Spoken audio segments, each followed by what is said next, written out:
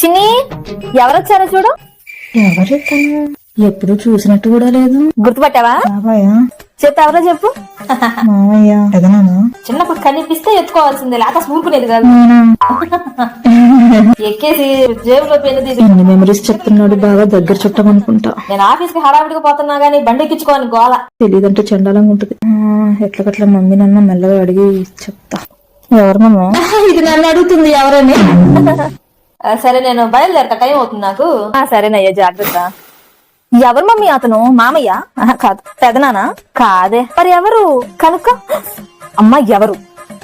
ఈ ఇల్లు కట్టే ముందు మనం రామాలయం వీధిలో రెంటుకున్నాం కదా. అవునా? మనం అక్కడ అద్దెకున్న ఇంటి ఓనర్ తమ్ముడు భార్య మేనల్లుడు ఇతను. అంటే అతను మన చుట్టం కాదా? మన బంధువులు ఎందుకయ్యా, వాళ్ళు మనోళ్ళు కాదు. అప్పుడు నా వయసు ఎంత? ఓ 7-8 నెలలు ఉంటాయి. అంటే నేను పాలు తాగుతూ నేల మీద పాకే వయసులో నన్ను ఎత్తుకొని ఆడించిన వ్యక్తిని 25 ఏళ్ల తర్వాత నేను గుర్తుపట్టాలని నువ్వు ఎక్సెప్ట్ చేస్తున్నావు. ఇంకోసారి కొంప ముందుకు ఎవరన్నా వస్తే వాళ్ళు ఎవరు అని ముందు నాకు పరిచయం చేసి అప్పుడు మిగతా విషయాలు మాట్లాడు.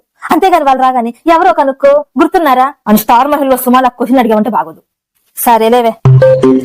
ఎవరిది కొత్త నెంబరు? హలో, ఎవరు? చాలా చేశారే. బాగున్నారా? ఇస్తున్నా. మాట్లాడు. ఏంటి మాట్లాడే? హలో, బాగున్నాను. మీరు బాగున్నారా? మమ్మీ ఎవరు? ఎవరో కనుక